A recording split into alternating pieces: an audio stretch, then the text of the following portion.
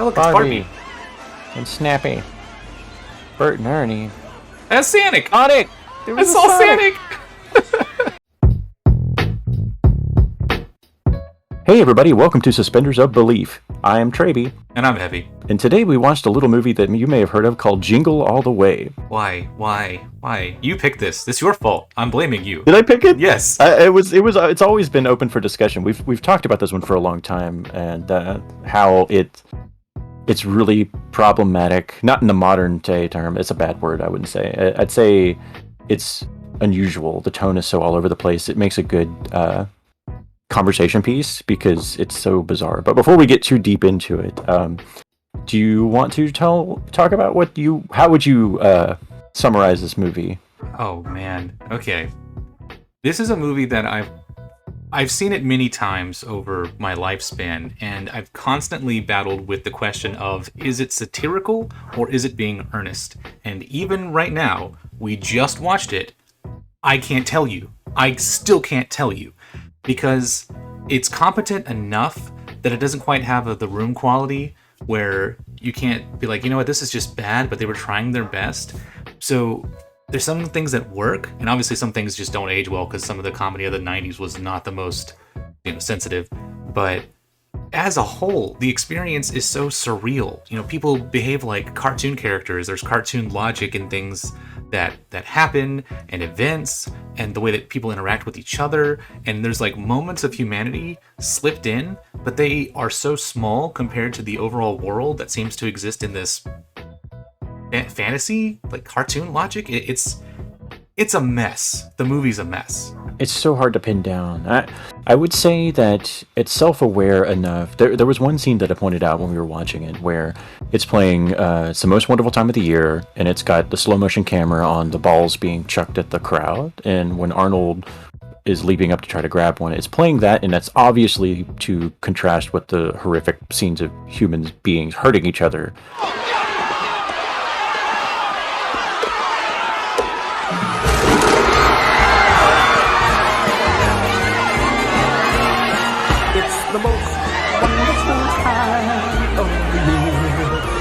And I'm like, okay, somebody understood this is meant to be a satire. This is meant to be satirical. It's meant to be kind of cynical, and we're making a joke about how awful people are during the holidays. But the impetus for him being that awful is the core push of the story. It's the plot. That's the whole reason. There's barely a point at the end of the movie where it feels like, hey, maybe I shouldn't have been pursuing this doll so much. Maybe this material thing that is the point of this movie isn't that important. It's the kid who comes to that realization, not Arnold. So it's just so strange. I guess we should break it down a little bit. The basic plot is that Arnold is a very workaholic dad, and it's Christmas Eve, and his kid wants a Turbo Man doll, and that's the only thing that the kid wants. Well, Arnold forgot to pick one up earlier. Apparently, like 2 weeks earlier, he was supposed to pick it up. He failed to pick it up, and he is now on the hunt for one all day long on Christmas Eve to try to find a Turbo Man doll, and they are elusive. You can't really find one anywhere, and all the shenanigans that ensue as he is in pursuit of this very obvious material golden calf totem thing. It's just... Now, it's frustrating, too, because as, a collector, in case you couldn't freaking tell, I know a thing or two about limited releases and hard to obtain, especially Christmas items. I think loosely the story was inspired by the Cabbage Patch craze of the 90s, where they flew off the shelves and they were unobtainable. People were doing all these crazy things like fighting over them in stores and ripping them off shelves. And I think that was where the inspiration came from, of the craze behind trying to get your kid a toy for Christmas. But what's frustrating is that you think that they would have done just the barest of research into that kind of idea, because the concept of, I asked you to get that 2 weeks ago, it would be the equivalent of getting mad at your spouse because, hey, I told you 2 weeks ago to go buy a PS5 for our kid. How come you haven't bought one? 2 weeks, that's not enough time to find a PS5. Even if he had been looking constantly just as diligently as he was in this film, that wouldn't have been enough time to find one. So it gets frustrating because the movie's logic, you can't equate it to real life. Yeah, and you pointed out too, like when the first store he shows up at is a relatively realistic situation. He just goes to his nearby toy store and he wants to buy one, and they like laugh hysterically in his face. Do you have any more in the back? And that definitely adds credence. You're like, well, 2 weeks ago, you probably wouldn't be able to get one either.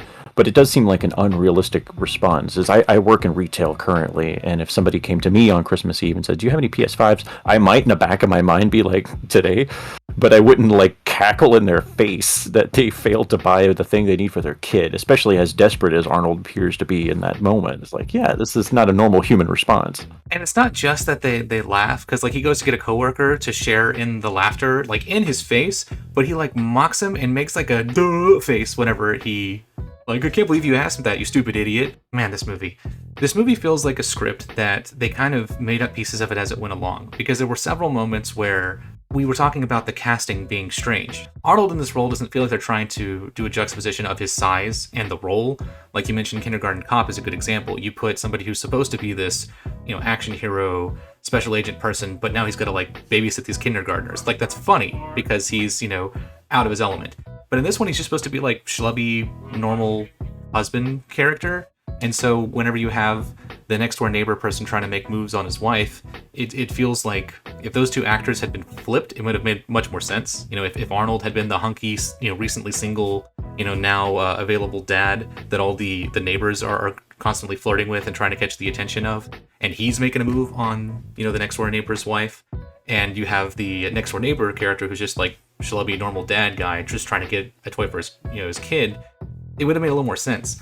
But in that moment where he's being mocked by the people at the store, he like picks up two people and it's like, oh yeah, did you not notice I'm twice the size you are? There are a couple of moments in there where it feels like, oh, we need to make one more pass on the script because Arnold is playing our lead. Like Phil Hartman says the line at the end, "You can't bench press your way out of this one." And I'm like, this character is not explicitly working out at any point in the movie, or they don't talk about him working out. The only point is, oh, it's Arnold, of course, that makes sense. But if it was any other actor, you'd be like, what is he talking about? And there's that whole sequence in, I don't even know how you describe it, the factory, the assembly line, the shady warehouse. Yeah, the bootleg Santas that are just whatever they're doing, packaging toys.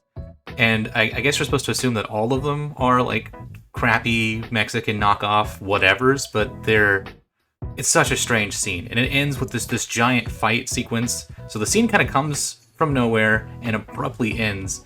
And again, it feels like, did they just put in a fight sequence because it's Arnold? And they were like, we got to have an action sequence in this movie? Or do you think that was part of the script? Because would average schlubby normal dad supposed to fight off 50 Santas? Like, how is that supposed to work? My take on it was like the concept of like a group of organized Santas that work in some kind of black market and sell knockoffs is kind of funny. And there could be a scene where he ends up going to a warehouse and confronting them about it or something, maybe. But definitely not a fight scene. I feel like that was added in after the fact. It's odd that there are several supporting characters in the film who I appreciate more so than like the main character, because your protagonist is supposed to have some kind of journey, some kind of discovery, some kind of change, some kind of evolution of character, realization, change of mind, whatever. They're supposed to discover something about themselves, realize something, or change or grow.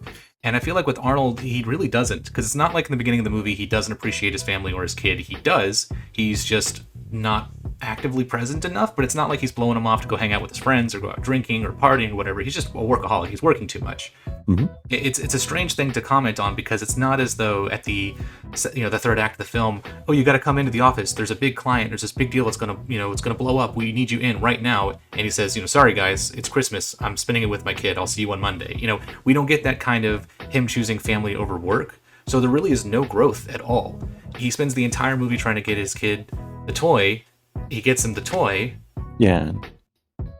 Like, what am I supposed to take from that? The son, if nothing else, is the one who realizes that the material possessions isn't quite as important. And it's like, if he had been our protagonist and we've been following him and his journey to realizing that, then that would have been different. But he's a side character. It's kind of like the police officer who's like a running gag. And it's like, he keeps getting hurt. Isn't that funny? It's like, he's just doing his job. I mean, he's the dumbest ex-bomb officer I've ever seen in my life, where it's like, oh, this is a bomb? Rip it open. You remember the ending of Hook? Oh, yeah. Remember when Robin Williams comes home and they have this big thing? And there's this one scene that was just acting. That was just a bit of dialogue with the phone, where the phone rings, he picks it up, and he's all like, screw you, phone, and he chucks it out the window, basically. And it's so cathartic because that's exactly what his problem was to begin with. And it was like, if I didn't know any better, I'd say that Steven Spielberg actually knows how to make a movie. Yeah. But that one little bit would have been something. And the last scene of the movie, I don't know how, you don't really have time for it, I guess. Maybe after they get home, after the costume shenanigans. I would have put it, if I was going to put that scene in this film, I would have put it at the lowest point moment, where the family hates him. The wife's like, I'm going to the parade with the son. Stay away from me. We don't want to see you right now. Like, at that moment where she's like, I'm out of here. I'm going with the neighbor. That's when the phone should have rang from work. You're right. Oh my God, there's this big thing. You got to come in right now. It's a huge deal. It's an emergency. You got to come in. Like, that would have been the at his most vulnerable of like, okay, I can't save my family. I can't get my wife and kid to like me, but I can go do this thing at work. Like, him having that internal struggle of like, this is something I can control. This is something I'm good at. This is something where I'm appreciated. But then him still choosing, no. You know what? No, I'm not going to work. I'm going to be with my family. Like, that would have been, that's it. One scene. It's all you need. That would have been enough. You could have rolled credits. You could have rolled credits right then too, and it would have been fine because it's like, oh, he learned something. Moving on. But no, he has to get in the Turbo Man costume. So I guess we should talk about that.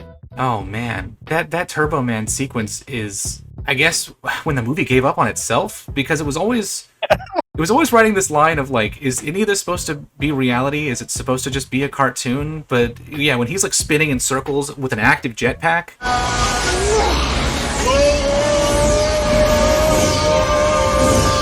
It makes me wonder if maybe in the script it had been a little drier. Like when the person's like, fly, Turbo Man, use your jetpack. And he like flips a switch and like, the little sparklers shoot out and he just kind of standing there waiting for something to happen and nothing happens. And he has to really got to climb up the fire escape to get up to his kid. Whatever. Like maybe it was supposed to be like a joke. But then they were like, no, but let's just, he's just got a jetpack now. It's fine. And no one questioned that. I thought that was weird. All of their props worked. Like when Sinbad shoots his little robot fist at him, his real hand comes off and hits Arnold in the face, and Arnold's like, "Oh no, I'm injured." And it's like, wait a minute, this is all for stage. They shouldn't be able to injure each other at all. Like, what is going on? Also, his hand should not be able to detach. Right. I mean, again, it's Mr. Plinkett says it's a cartoon movie for babies. We're not supposed to be picking it apart that much, but it's like you started in such a grounded way, and your story isn't that fantastical. It's just a guy who wants to get his kid a Christmas present, and it's just one day story, a journey of him trying to get it.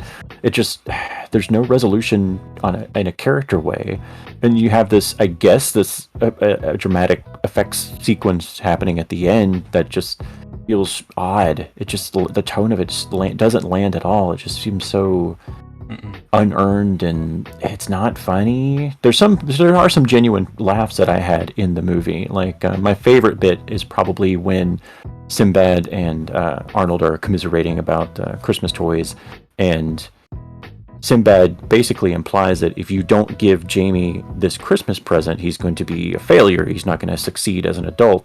And he has this image of imagining Sinbad as his own kid. And they have Jake Lloyd in that costume with the schnapps or whatever it is that he's drinking. Here's to you, Dad.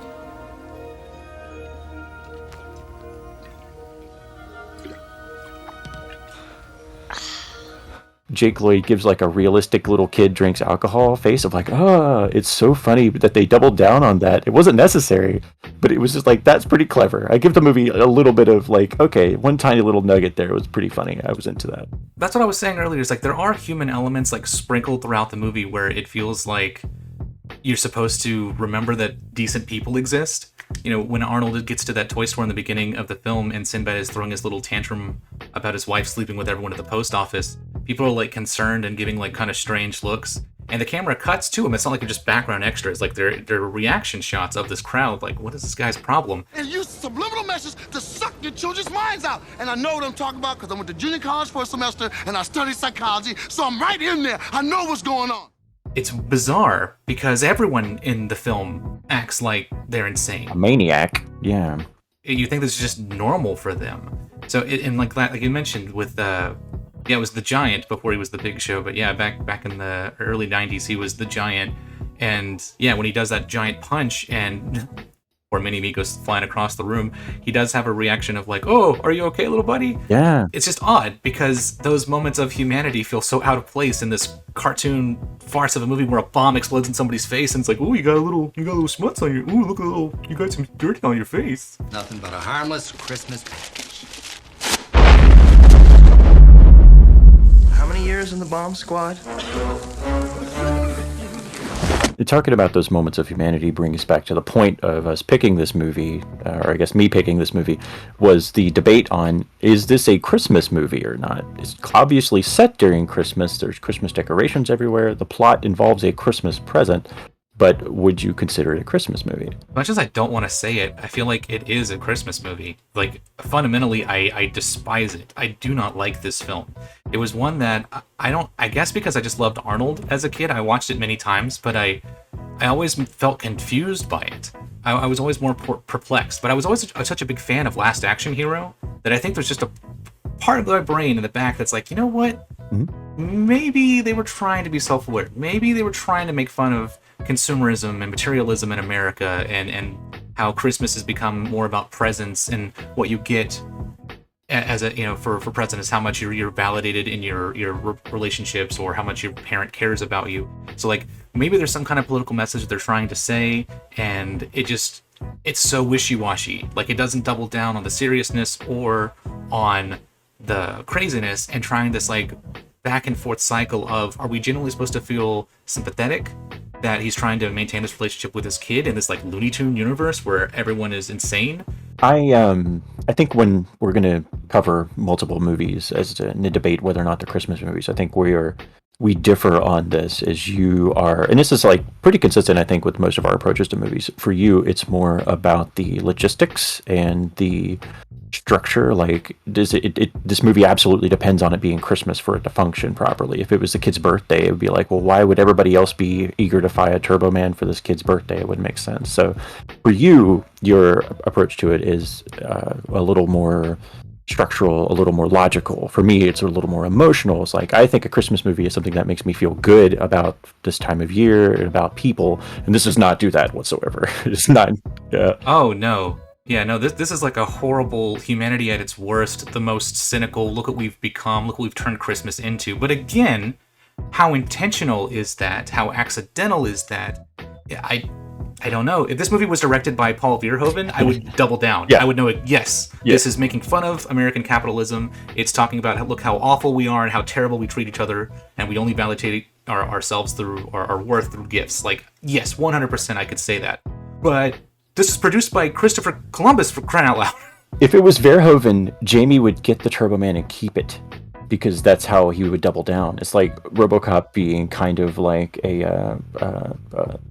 it's talking about violence and how violence ultimately ends up saving the day. He just shoots the guy at the end. You know what I mean? Like that, the resolution would be just as cynical. It would be, yeah, Jamie gets his Turbo Man and he's happy. That's the ending. Like it would be very much obvious. The dad dies in the process of getting him the toy, and the kid is like, "Yay, Dad loved me," and is more excited about getting the toy than the fact that his father is now dead. His family, or the divorce would happen, or his family would be shattered for whatever reason, but he'd still get his toy. Like, yeah, it would be a little more obvious that, oh, this is totally satirical. But that's the thing, is it doesn't have quite enough teeth. I think that maybe there's just too many cooks in the kitchen. Maybe that's what it comes down to of why it feels. Because even your scene that you're talking about where they're jumping up trying to catch the bouncy balls that are going everywhere, I feel like that's meddling. I don't know if that was shot intentionally to be done with that in mind, or they were like, you know what, this is really violent. They're like pulling each other apart. You think it was an editing choice? That's what I'm saying. I don't know, but that's whole film I could sum up with I don't know.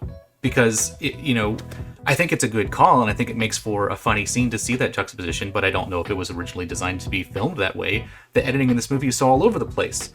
Even in the parade sequences, where it's like the most expensive, the big action scene of the film, the simple editing of whether or not the toy is on the stand or off the stand or on the stand or off the stand, it's all over. It's so frustrating.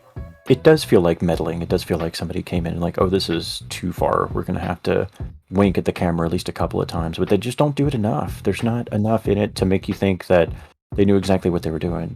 Something I was going to talk about, they have Turbo Man dolls that you can buy in the store right now. I don't know if they had them back in the 90s. I feel like it's likely they did. I mean, these ones that you can buy now are mock-ups. They look very, very similar to the ones that are in the movie. but I don't know if they sold them. And if they sold them back in the 90s, that might explain part of our question, because they didn't want to denounce materialism to the point where kids wouldn't buy the Turbo Man dolls if they were trying to sell them in 1996. I'm not sure. But after watching this and the question of is it a Christmas movie, one of the biggest is it a Christmas movies that came to mind was Home Alone. Because Home Alone is widely regarded by a lot of people as a Christmas classic, and every Christmas they watch it. But when you really look at it, it's a home invasion movie. So next time on Suspenders of Belief, Home Alone. Is it a Christmas movie?